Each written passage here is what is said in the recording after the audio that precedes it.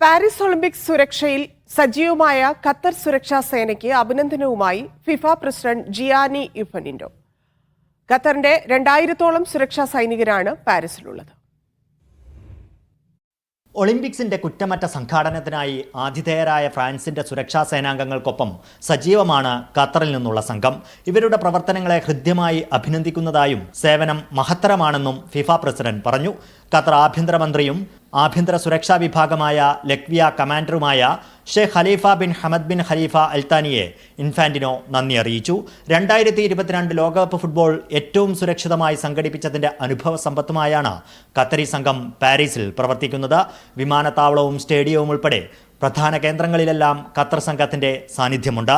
Qatar സേനയുടെ പ്രവർത്തനങ്ങൾ വിലയിരുത്താനും ഏകോപിപ്പിക്കാനും ഖത്തർ ആഭ്യന്തരമന്ത്രിയും പാരീസിലെത്തിയിരുന്നു. French military force commander in chief Christian റോഡ്രിഗസിന് ഖത്തർ ആഭ്യന്തരമന്ത്രി ഖത്തറിന്റെ ഉപഹാരവും സമ്മാനിച്ചിരുന്നു. Media 1 Doha.